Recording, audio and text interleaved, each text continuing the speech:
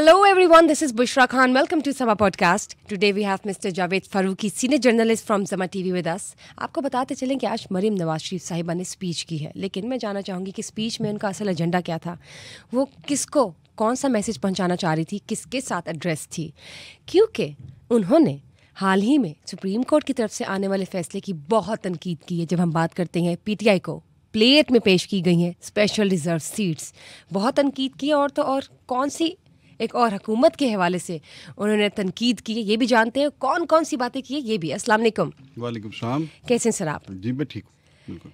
Speech आपने भी सुनी, मैंने भी सुनी, बहुत सी बातें हैं जो उन्होंने की और इसमें भड़ास निकाली है, सब देख सकते हैं, आवाम को मुखातिब है वो। लेकिन मेन सब्जेक्ट उस स्पीच में क्या था, मैं आपसे पूछना चाहूँगी कि आपकी नज़र में आपको क्या लगता है अपनी आइलैंड से, आखिर वो स्पीच के ज़रिए किसको कौन सा और क्या पैगाम पहुँचाना चाह रही थी? बड़ी धुआंधार स्पीच थी मरीम नवाज की, और काफ़ी दिनों के बाद वो मंजर आम पर आई हैं, और एक ऐसे मौके पर आई हैं जब इस वक्त हुकूमत के बारे में बातें हो रही हैं, सुप्रीम कोर्ट का फ़ैसला आया है, और उसके बाद एक गैर यकीनी सूरत हाल बज़ाहिर बनी है। मैं तो नहीं मानता इतनी गैर यकीनी सूरत हाल, लेकिन बहरहाल उस फैसले ने एक सिचुएशन क्रिएट की है। इसी फैसले के बाद सिचुएशन से मुराद है कि सबको हिला के रख दिया, बिल्कुल हिला के सियासी जमातों को, अगर हम ये कह दें। अब पाकिस्तान की सियासत, जैसे मैं पहले भी कह रहा था, कि बहुत ही नाजुक अंदाम सी है, तो ये बड़ी जल्दी इसको ज़रा सी ठंडी हवा चलती है तो फ्लू हो जाता है इसे, और ये इसकी सेहत के बारे में, ज़िंदगी के बारे में बातें होनी शुरू हो जाती हैं। तो यानी कि नज़र लग जाती है, जिस तरह वो कह रही हैं कि जब भी पाकिस्तान तरक्की करने लगता है तो कहीं ना कहीं से नज़र लग जाती है। ऐसे ये तो उन्होंने इस तरह बात कर दी जैसे कोई घरेलू फैमिली बात कर रही होती है। हाँ, ऐसे ही जैसे मतलब वो कहते हैं कि बच्चा बड़ा सोना है, उन्होंने तुसी कंगी पट्टी कीती है तो नजर ना लग जाए। तो उनका ये ख्याल है कि ये पाकिस्तान जो है वो बहुत तरक्की कर रहा है, और पहले भी पाकिस्तान, और ये मुस्लिम लीग नून का क्लेम है कि वो काम बहुत करते हैं, और जब भी वो ट्रैक पे लाते हैं मुल्क को तो उनकी हुकूमत जो है वो गिरा दी जाती है। अब भी वो, मैंने पहले भी कहा था कि अब भी वो ये जो सुप्रीम कोर्ट का फैसला आया है, इसमें वो स्मेल कर रहे हैं कि ये शायद ये उनकी हुकूमत के ख़ात्मे की कोशिशों का आगाज़ है। और फिर जैसे एक बड़ी बात क्या होती है कि 9 मई का जो सानिया है, 9 मई के जो वाक़यात हैं, उसके जो ज़िम्मेदारान, उनके ख़िलाफ़ जो कार्रवाई होनी चाहिए थी अभी तक नहीं हुई। तो वापस आते हैं उस बात पे कि मरीम नवाज़ क्या बोली हैं। ये देखें, एक बात ज़हन में रखें, ये मरीम नवाज़ नहीं बोल रही, ये नवाज़ शरीफ बोल रहा है। ये पिछले 4 दिन से, जो 6 दिन से हम ये देख रहे थे कि नवाज शरीफ उठकर मरी चले गए हैं, और वहाँ पर उन्होंने मीटिंग कॉल की है, पार्टी लीडर्स को बुलाया है, अपने भाई वज़ीर-ए-आज़म को बुलाया है, अपनी बेटी को जो चीफ मिनिस्टर हैं यहाँ पंजाब में उनको भी बुलाया है, और भी इसहाक डार साहब जो उनके डिप्टी प्राइम मिनिस्टर हैं और बहुत ही राइट हैंड है उनके, इस तरह के से जो उनके कोर टीम के लोग हैं, उन्हें एक एक करके उन्होंने बुलाया और वहाँ पर उन्होंने मुशावरत की है। इन मीटिंग्स में क्या होता रहा है, इधर उधर से ये लीक्स तो चलती रही हैं, ठीक, कि क्या उसमें डिस्कशन क्या है, बातें क्या हो रही हैं, ये क्या हो रही हैं, तैयारियां चल रही। लेकिन आज मरीम नवाज ने इनफैक्ट उस मीटिंग को जो है तमाम चीजें रिवील कर दी हैं, रिफ्लेक्शन आ गई है इस स्पीच के जरिए, चल के मीटिंग का जो मीटिंग मिनट्स खोल के रखती है, बाहर निकाल मीटिंग मिनट्स, सही सही। हाँ, उन्होंने बता दिया कि उन मीटिंग्स में हुआ क्या है और नवाज शरीफ किस तरह से सारी सूरत हाल को देख रहे हैं। एक तो ये है, मेरा ये मानना है कि नवाज शरीफ जब से ये हुकूमत बनी है ना, तो इतने मज़े में नहीं है वो। मेरे ख्याल से आपको याद होगा, हमने पहले भी ये बात की थी कि शायद वो मुल्क छोड़कर चले जाए जब इलेक्ट हो गए थे। ये चलती नहीं, जब मतलब वो वज़ीर-ए-आज़म नहीं बन सके, तो ये था कि वो आज गए या कल गए, अब ये चूंकि वज़ीर-ए-आज़म नहीं बने तो अब चले जाएंगे। लेकिन मेरा तब भी ये मानना था कि वो नहीं जाएंगे, बल्कि वो यहीं पर बैठेंगे और पूरा इसको चीज़ों को फेस करेंगे और इसमें अपना रोल प्ले करेंगे। अब भी जो है नवाज शरीफ जो है, उन्होंने साबित कर दिया है कि वो चीज़ों से लाताल्लुक़ नहीं बैठे हुए। जो एक बात हो रही थी ना, खामोश हैं, बिल्कुल लाताल्लुक़ हैं, वो काम नहीं कर रहे, नहीं, ऐसा नहीं है। बल्कि ये जैसे मैंने कहा कि ये जो मरीम नवाज बोल रही हैं, ये नवाज शरीफ बोल रहा है, मतलब उनकी डायरेक्शन पे चल रही हैं, बिल्कुल उनकी डायरेक्शन पे, हिज मास्टर्स वॉइस नहीं कहते, मतलब मरीम नवाज साहिबा जो है अपने फादर की डायरेक्शन पर ही बिल्कुल जो बातें शहबाज शरीफ नहीं कर सकते, वो मरीम नवाज के मुंह से की जा रही है। वैसे भी मरीम मतलब उनके गाइड भी करते हैं, वैसे भी मरीम जो बोलती है, पहली बार तो सीएम बनी है, हाँ, वैसे भी मरीम जो बोलती हैं वो यही होता है कि ये नवाज शरीफ की ही जो लाइन है वो टो कर रही हैं उसे। आपको याद होगा कि जब हुकूमत में नहीं थे, ये इमरान खान की हुकूमत थी, तो उस वक्त भी मरीम नवाज निकली थी वो बाई इलेक्शंस जो हुए थे, जो मुस्लिम लीग नून ने फिर जीते थे, उनमें मरियम नवाज बाहर निकली थी नवाज शरीफ का उस वक्त एंटी एस्टेब्लिशमेंट बयानियाँ लेकर। तो ये जो पिच है ना, अब एस्टेब्लिशमेंट के ख़िलाफ़ बोलना या ताकतवर हल्का कोई भी हो, वो फ़ौज हो या अदलिया हो या कोई भी, उन लोगों को बोलना, उनके बारे में बोलना, उन्हें चैलेंज करना, ये मरियम को बहुत अच्छे तरीके से आता है। सो नवाज शरीफ जो थे, हुकूमत जब उनके भाई की बन गई तो आप ये समझे कि उनके हाथ पांव बंध गए थे। ठीक है, नवाज शरीफ एक ख़ास किस्म की एक मुज़ाहमती सियासत, मुज़ाहमती बयानिए के साथ उन्होंने एक पॉपुलैरिटी गेन की थी इमरान के दौर में, जहाँ पर वो जलसों में खड़े होकर उस वक्त के आर्मी चीफ को भी नाम ले लेकर पुकारते थे, ललकारते थे। उस चीज़ ने नवाज शरीफ को पॉपुलर बनाया था। सेम वही चीज़ जो इस वक्त इमरान खान के पास है, जो पोजीशन है, ठीक है ना। अब नवाज शरीफ और उनकी पार्टी को हुकूमत तो मिल गई, लेकिन नवाज शरीफ को ये दुख ज़रूर है कि मेरे पास वो पॉपुलर बयानिया नहीं रहा। अच्छा, अब ये खुदा करके सुप्रीम कोर्ट के इस फैसले से उन्हें वो बयानिया मिल गया है, ठीक, वो जिसकी ख्वाहिश जाहिर कर रहे थे, जिनका उनके मेरे पास भी किसी को मारने के लिए भड़क हो। अब भड़क कैसे आप मार सकते हैं? हुकूमत में रहते हुए तो आप किसी के खिलाफ भड़क नहीं मार सकते ना। तो ये इसके लिए ज़रूरी है कि आप एक अपोजिशन का स्टाइल जो है वो इख्तियार करें। ये सुप्रीम कोर्ट ने उन्हें ये प्रोवाइड कर दिया।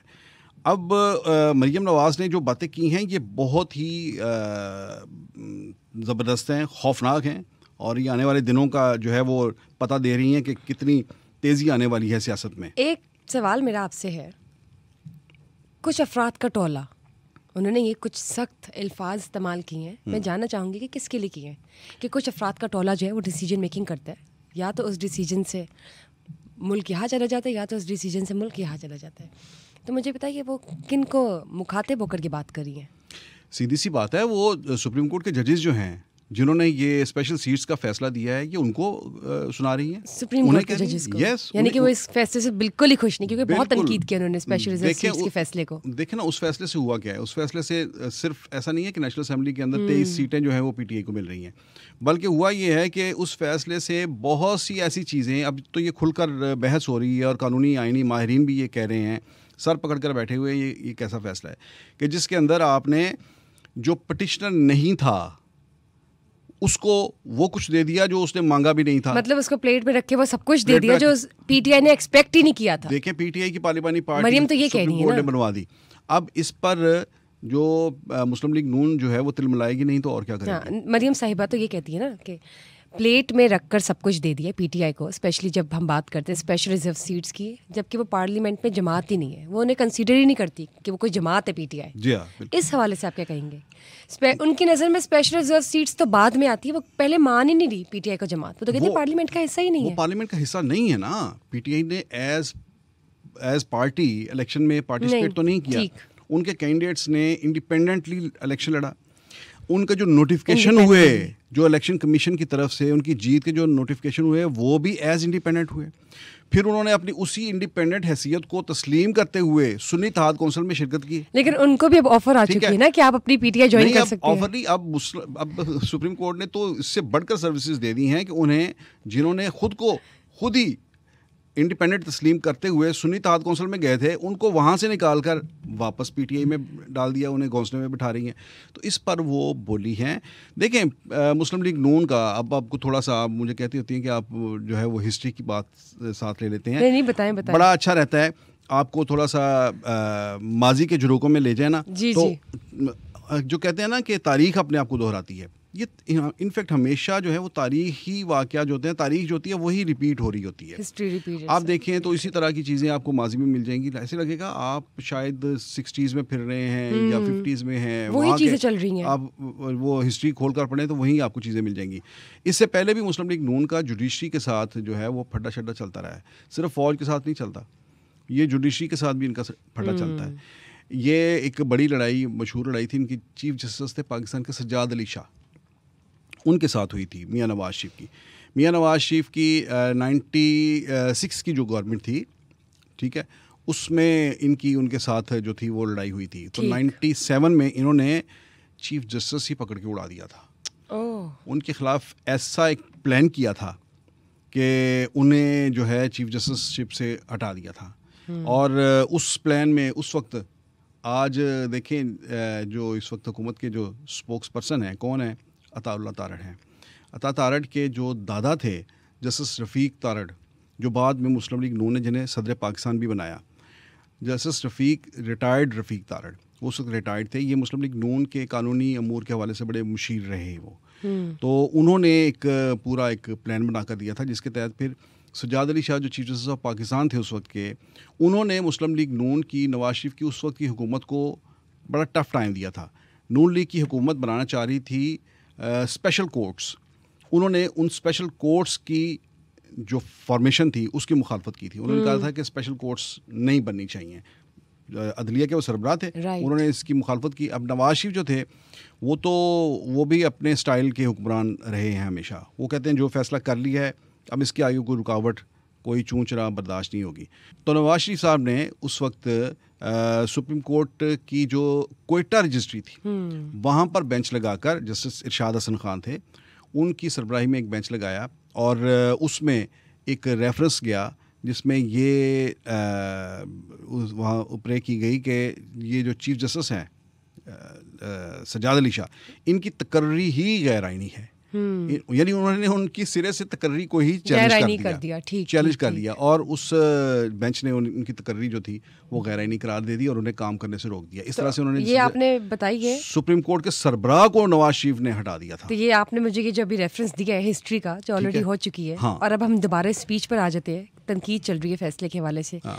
तो अब आप इसको किस तरह से रिलेट करना चाहते हैं? हाँ, अब यही मैं कहना चाह रहा हूँ कि मुस्लिम लीग नून जो है इनफैक्ट वहाँ पर जो मरी की जो मीटिंग्स हुई हैं, जो मरी प्लान जिसे कह सकते हैं, जो मरी प्लान जो बना है वो यही बना है कि अदालत के इस फैसले को नहीं माना जाएगा, इसके ऊपर इम्प्लीमेंटेशन नहीं होगी और इसमें जो है वो इलेक्शन कमीशन ऑफ पाकिस्तान जो है उसने करनी है, स्पेशल सीट्स देनी है, नून अपना पीटीआई को देनी है ना, तो वो इलेक्शन कमीशन देगा ही नहीं तो उसे मिलेगी कैसे? हाँ, अगर इस पर अमल दरामद नहीं होगा। हो चुके हुए ना किसके? इलेक्शन कमीशन को ऑर्डर तो जारी हो चुका है। सुप्रीम कोर्ट ने ऑर्डर जारी किया ना। इम्प्लीमेंट तो इलेक्शन कमीशन ऑफ पाकिस्तान ने करना है ना। अभी तक इलेक्शन कमीशन ने ना तो वो स्पेशल सीट्स जो पीटीआई के हिस्से की जो थी दीगर पार्टीज को मिली थी, मुस्लिम लीग नून को, एमक्यूएम, पीपल्स पार्टी, जेयूआई, समझ गए ना तो वो मेंबर्स जो हैं अभी तक उनको डी नोटिफाई नहीं किया। अभी तक मेंबर वही हैं वो लोग, बल्कि वो लोग जो हैं उनके लिए स्ट्रेटजी बनी है कि वो सुप्रीम कोर्ट में जा रहे हैं इस फैसले को चैलेंज करने के लिए। ठीक है। और इसके साथ साथ ये है कि इनको पीटीआई को जो है वो स्पेशल सीट्स नहीं मिलेंगी। अब ये बात जो है कि सीट्स नहीं मिलती और हाउस कंप्लीट नहीं होता तो किसे परवाह है हाउस कंप्लीट हो ना हो। इससे पहले भी तो कई बार हाउस इनकम्प्लीट रही है। हाँ। मैंने पहले भी आपसे कहा था कि 16 माह तहरीक इंसाफ ने इस्तीफे दे के बाहर चले गए थे, तो हाउस तो चलता रहा था। तो ये जो है मुस्लिम लीग नून वो जानती है कि किस तरह से अदलिया को कैसे टैकल करना है और किस तरह से एस्टेब्लिशमेंट के साथ जब मैच पड़ता है तो वो भी कर लेती है। आपने स्पीच में एक और चीज़ नोटिस की, उन्होंने ये भी कहा कि जब हम बात करते हैं केपीके की गवर्नमेंट की कि 11 साल से केपीके में जो हुकूमत चल रही है उसने कुछ खास नहीं किया केपीके के लिए, क्योंकि जब आप लाहौर से जब आप केपीके की तरफ जाते हैं तो तरक्की की राह से लगता है जैसे कि आप पसमानदगी की तरफ जा रहे हैं। ये बहुत बड़ी बात की उन्होंने और वाकई देयर इज नो डाउट। अगर हम बात करें इसमें 2-3 चीज़ें उन्होंने की हैं। एक तो ये है कि उन्होंने केपीके के अंदर केपीके इसकी पीटीआई की जो हुकूमत है, जो गवर्नेंस है उसको बताया है और ये बात गलत नहीं है वैसे। और वो अपनी गवर्नेंस जो है उसको भी ग्लोरीफाई कर रही हैं कि पंजाब के अंदर वो जिस तरह से काम कर रही हैं, तो वो बात ठीक भी है। केपीके के अंदर इतनी कोई मजेदार हालात नहीं है, कोई तरक्की नजर नहीं है ना। वहाँ पर इंफ्रास्ट्रक्चर देख लें या अदरवाइज गवर्नेंस के इश्यूज देख लें, देखा जाए तो वो इतने आइडियल नहीं है जिसे पीटीआई जो शोकेस कर सके कि ये देखें ये हमने मॉडल प्रोविंस बना दिया है, अब हमें बाकी प्रोविंसेस भी दे, अब हमें मुल्क भी दे। राइट। तो आपको क्या लगता है कि अब ये जो सिचुएशन चल रही है केपीके में इस वक्त मौजूदा गवर्नमेंट की, और फिर यहाँ पर जो फैसला आया पीटीआई के हक में, और फिर नून लीग की बात कर ले कि नून लीग का जो स्टांस है इस फैसले को लेकर, अब आपको क्या लगता है? आप अपनी ओपिनियन मुझे दें, मैं चाहूँगी कि मुझे मालूम हो केपीके की हुकूमत को मद्देनजर रखते हुए मौजूदा हुकूमत अगर गिर जाती है और पीटीआई आ जाती है या जो भी होता है तो क्या चेंजेस हो सकते हैं? कोई रिफॉर्मेशन डेवलपमेंट आपको नजर आती है? केपीके का हाल तो हमारे सामने ही है। नहीं देखें, अब कोई ऐसी कोई चेंज तो सरेदस नज़र नहीं आ रही। हाल बता ये हुआ, ये ज़रूर है जो मैंने जो मरी प्लान की बात की है उसमें मरी प्लान देखें ये जो हुई है ना बात, ये पीटीआई के ऊपर पाबंदी की जो बात हुई है उस पर पीपल्स पार्टी ने स्टेप बैक किया है, जैसे कि नहीं, उन्होंने कहा कि नहीं लगनी चाहिए। उन्होंने कहा कि मेरा ख्याल है इस पर किसी ना किसी तरह पीपल्स पार्टी ऑन बोर्ड थी पहले कहीं, लेकिन पीपल्स पार्टी ने जब उसके ऊपर रिएक्शन देखा है तो वो पीछे हट गई है। लेकिन आप देखिए पीपल्स पार्टी ने पाबंदी के फैसले से तो बैक ऑफ किया है। हाँ। कि हम नहीं कहते कि सियासी जमात पर पाबंदी लगे, लेकिन उन्होंने एक और बात कह दी है ना उसके साथ कि वो जमात ही नहीं मानती पीटीआई को। नहीं, वो तो एक मुखालिफ है ना, लेकिन असल बात तो पाबंदी है। क्या पाबंदी की वो सपोर्ट कर रहे हैं मुस्लिम लीग नून की? हाँ, या नहीं कर रहे? वो सपोर्ट नहीं कर रहे, वो इस फैसले को सपोर्ट नहीं कर रहे। मुस्लिम लीग नून ने जो अब डिज़ाइन किया है ना सियासत, उसमें ये किया है कि मुस्लिम लीग नून कई लोगों को आजमाइश में डालने जा रही है। उसमें नंबर 1 ये है कि पीटीआई तो है ही, ठीक है, कि उसे स्पेशल सीट्स नहीं मिलेंगी और केसेस और तेज़ होंगे। सेकेंडली ये है कि वो पीटीआई के ख़िलाफ़ पाबंदी का जो एक फिलर छोड़ा है उन्होंने, इसको मज़ीद जब आगे बढ़ाएंगे, ठीक है, और इसमें वो किस चीज़ को लेके आ रहे हैं, याद रखें कि इसमें वो 2-3 चीज़ें जो है बड़ी सॉलिड किस्म की लेके आ रहे हैं। एक तो ये है कि पीटीआई का जो फॉरेन फंडिंग केस है उस पर इलेक्शन कमीशन की फाइंडिंग लेके आ रहे हैं। इसके अलावा पीटीआई के ख़िलाफ़ जो सुप्रीम कोर्ट का फ़ैसला है, जो तहरीक अदम एतमाद को ख़त्म करके उन्होंने असेंबलियाँ तोड़ दी थी, उस पर उन्होंने सुप्रीम कोर्ट ने जो फ़ैसला दिया था उस फैसले को लेके आ रहे हैं कि इन्होंने कॉन्स्टिट्यूशन को एब्रोगेट किया है। राइट। ये 2-3 चीज़ें जो लेके आगे ये सुप्रीम कोर्ट को आजमाइश में डालेंगे कि आप पीटीआई के बारे में अब क्या फ़ैसला देते हैं। जब एक फेवर मिल गई, अगर सुप्रीम कोर्ट इस रेफरेंस को भी उड़ा देगी तो नून लीग का ये केस जो है ना, आप ये बात छोड़ दें कि कानूनी केस वो जीते या नहीं जीते, वो सियासी केस उन्होंने खोल दिया है। अब वो पॉलिटिकल गेम की तरफ चले गए। वो सुप्रीम कोर्ट के बारे में ये बात इस्टेब्लिश करेंगे कि ये सुप्रीम कोर्ट से पीटीआई को ही रिलीफ मिलता है, ठीक है। दूसरी बात ये है कि अब वो पीपल्स पार्टी के सामने भी ये बात रखेंगे कि पीपल्स पार्टी जो साफ छुपते भी नहीं, सामने आते भी नहीं, अब कहेंगे कि पीपल्स पार्टी के सामने भी सवाल रखेंगे कि आप खुलकर हमें बताओ, आप हमारे साथ हैं या नहीं है। ठीक है। और मैं अगली बात फिर कहूँ, उन्होंने कहा है ना कि ये हुकूमत 5 साल पूरे करेगी, ये यही पे मैं आने लगी थी। हाँ, उन्होंने कहा है ना कि 5 साल हुकूमत पूरे करेगी। अनसर्टेनिटी है उन्हें, देखिए जो हालात है ना, हुकूमत उनकी 5 साल पूरे कर सकती है नहीं, की बात नहीं। मैं एक बात मुझे पूरा यकीन है, मैं इसी पर जो आप क्या कहते हैं हुकूमत पूरे करेगी 5 साल? कि मैं ये समझता हूँ कि जहाँ पर हालात जा चुके हैं, जितने टफ डिसीजन लिए जा चुके हैं और मईशत को कंट्रोल करने में जितनी मुश्किल आ रही है, जितनी जो है वो पब्लिक के अंदर जितना गंदा हो रही है, गवर्नमेंट भी गंदा हो रही है, मुश्किल भी पड़ रही है, तो महंगाई जहाँ पर पहुँच गई है, अब यहाँ ये सियासतदान हैं, ये सब कुछ देखते हैं, ये भी किसी तरह से सोच रहे होंगे कि ठीक है, हमें उठाकर बाहर फेंकें, आप हमें निकाले और फिर ये मुल्क आप चला कर दिखाएं। पॉलिटिकल केओस बहुत, इंस्टेबिलिटी बहुत ज़्यादा है। और फिर हम ये नया नारा लेके कि मुझे क्यों निकाला का नारा जो है वो भी किसी तरह से, मतलब आप कह रहे हैं कि अब मौजूदा हुकूमत स्मूथ फॉर्मेशन के साथ रिफॉर्मेशन और डेवलपमेंट्स तो ला रही है, नो डाउट, बहुत काम चल रहा है, बेहतरी भी आई है, लेकिन जहाँ पर महंगाई है, जहाँ पर चीज़ें ठीक नहीं चल रही, वहाँ पर अवाम का रोना भी है। बिल्कुल, और हुकूमत के सामने है। नवाज शरीफ सिर्फ हुकूमत नहीं बचाना चाहते, नवाज शरीफ अपनी सियासत को भी रिवाइव करना चाह रहे हैं, हम ये कह सकते हैं। ठीक। और मरीम नवाज साहिबा ने तो कह दिया है कि हमें 5 साल कोई ना छेड़े, हमें एटलीस्ट हम अपना टेन्योर कंप्लीट करने दें।